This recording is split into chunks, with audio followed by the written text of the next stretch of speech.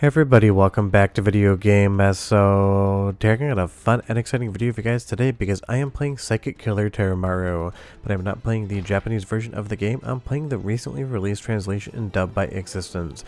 Not only does it translate the entire script of the game as well as every other element into English, it also has new voiceover acting for the intro when there is never actually any sort of text below.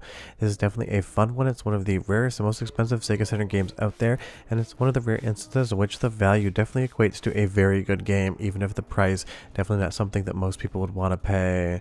Before we get too far involved though, do me a huge favor down below, hit like and subscribe and ring that notification bell, definitely helps us out. And if you feel so inclined and want to support the channel, we got a Patreon link down below as well. Now before we get into the translation and dub by Existence, let's talk about the actual game in and of itself. If you've never played Psychic Killer Taromaru before, you are absolutely missing out. For a hidden gem game that's expensive, it absolutely lives up to every little bit of hype. From the graphics to the horror theming to the music, this thing just absolutely fires on all cylinders, and you're missing out if you've never actually checked it out. And now it's going to be in full English, including that voiceover, so you can understand way more of the story, because even though you could play this game easily without understanding Japanese whatsoever, getting more of the actual story just kind of drives that action forward a little bit more, giving you a little bit more motivation to know what you are doing. And it is one of those things, understanding the story definitely makes a difference. And this is also a game that just absolutely shines on the Sega Saturn with that kind of pseudo 3D effect. You have all of the sprites on screen, but the building in the background is made out of polygons and it will move around the camera. This game is just special from start to finish, and now with a full English translation and dub, you're just going to be able to enjoy all that much more. Now would I run out and buy a copy of this game just because there's translation? Absolutely not. We're talking about mortgage payment territories of expense here, but if you want to play it on MiSTer FPGA, if you want to play it on bed defend, or even on real Sega Saturn hardware with an optical disc emulator, you can 100% do that, and I would recommend it. And again, I just love the dedication to the Sega Saturn from fans in 2025. Honestly, Sega has felt like it's been winning this year, even though they haven't made a console since 2001, when the Dreamcast actually left retail store shelves and Sega became a third-party publisher. We've had so many new projects, so many translations, so many fun mods on the Saturn and Dreamcast side of things. It is just wild. And it wouldn't be a Ninja if it didn't turn into a log. Still not quite sure in the Ninja lore why the log is a thing, so if you do know, leave me a comment down below. Now I will say I will give you a voice sample of the overall dub in just a moment. It isn't obviously the best thing you're going to hear as far as fan dubs are concerned. That's not really a knock against the effort. I love that they did it, but this isn't going to hit the bulk / level of getting professional voice actors involved. But it is effective at relaying the story, and it is maybe a decent effort, but it's one of those things. Everyone seems to have a comment about everyone's voice. I probably get maybe 10 comments a week saying that I have a terrible voice. It's one of those things. People talk the way they talk, and it does effectively translate the overall story in those cutscenes. And again, it is definitely a lot of effort. It's not like you're just going into the game and trying to edit the text. You're also adding in brand new actual voice samples that are going to be audio files that'll play alongside the cutscenes at the beginning of the game and in other parts of the game. And that definitely is going to make a lot more sense, because again, you could start this game and understand what you need to do gameplay wise, but you really wouldn't have any idea what was actually going on in the story and why you were actually fighting these demons. So now with that dub, it definitely is going to make a huge difference in that understanding of exactly what's going on. And I'd love to see more projects like Bulk Slash that basically just get those professional voice actors involved and redo the entirety of the voice acting. In Bulk Slash, it definitely is important because with the navigators, you can't play the game without that English, but in something like this game, you could have subtitled the beginning just with text and basically avoided the voiceover. So I love that Existence went the extra mile getting people to actually read out the lines. So you get that soundtrack sample in just a moment, but again, look at this giant millipede just coming out of the water. Absolutely stunning. And trust me when I say, I'm going to say it probably 3 more times in this video, if you've never played Psychic Killer Taromaru before, you have to do it after you watch this. Just find the time today. It is a hard game. It'll definitely test you, but you're going to have fun the entirety of the way. But here is the voice acting. Go ahead and listen to the lines, 2 different characters being spoken here, and then leave me a comment and tell me down below what you think, because it is good, but maybe we could use a little work. Early one spring, 1 year in the Genroku era, in the great capital of Edo, young women and children began disappearing each night. Several days later, the children's rotting corpses were found discovered by the roadside, but there was no sign of the women. Osayo. Please save my Osayo, my only daughter.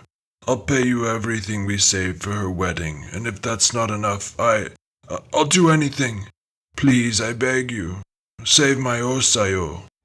So while that might not be the best voice acting you're ever going to hear, it does get the plot points across and does motivate you to understand what you're playing. And it definitely has some issues when some of the volume levels in between cuts and lines, basically the volume drops out to 0 decibels and you can kind of hear it just go completely mute.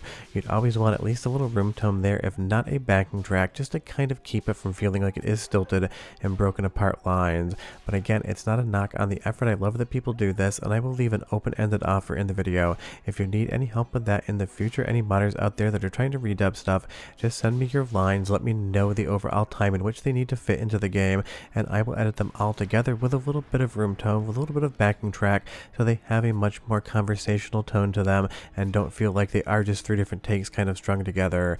I just like to help where I can, and again, don't leave comments down below saying that I'm trying to say it's not good. I'm just saying that it could be improved upon, but basically everything can. And if I have some spare time, if there's any way I can help, I'm always willing to do so, because I do love projects like this.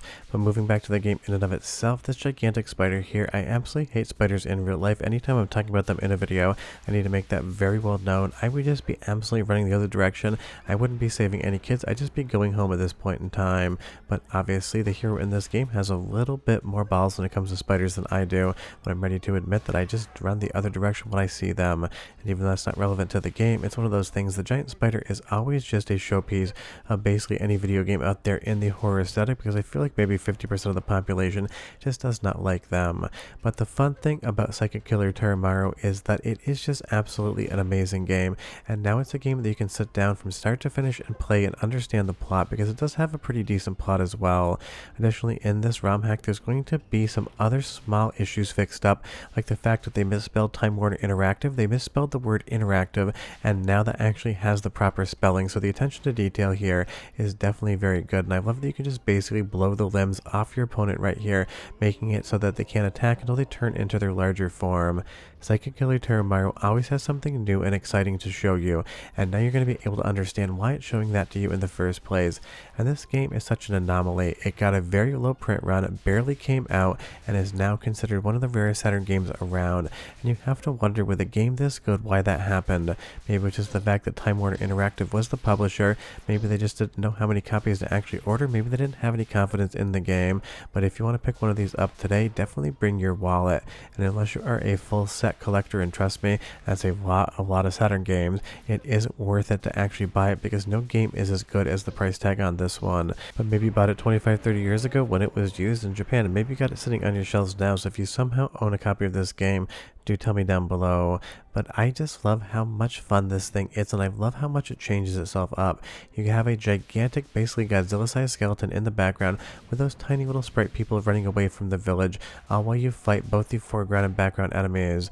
And it's got an amazing soundtrack sample as well, so go ahead and listen for 45 seconds or so, and I'll be right back with just a little bit more gameplay and review.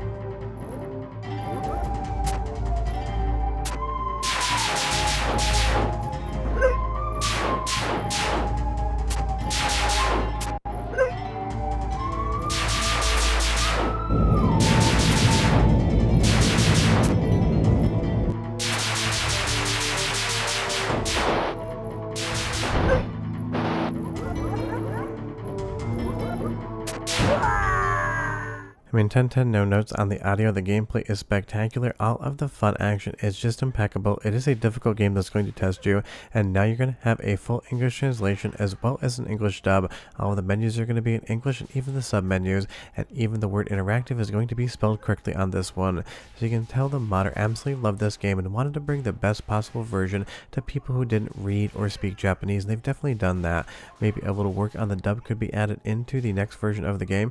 Maybe just some of those mute cutes in between the actual lines of dialogue could be given a little room tone just to make them a little bit more subtle, but even if this is all we ever get, it is absolutely spectacular. It is a masterclass in making a game more playable for people, and it is just one of those games that if somehow you've never played it before, you are 100% missing out. I can't stress that enough, and I hope we see some more Sega Saturn translations in 2025 as well.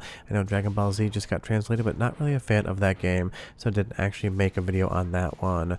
Leave me a comment down below and tell me what your favorite translation has been so far on the Sega Saturn in recent memory. For me, it's 100% Princess Crown any day of the week and twice on Sundays. But we're done. We're going to run into this next temple, and I'll see you guys next time. Hope you enjoyed the video. Bye-bye.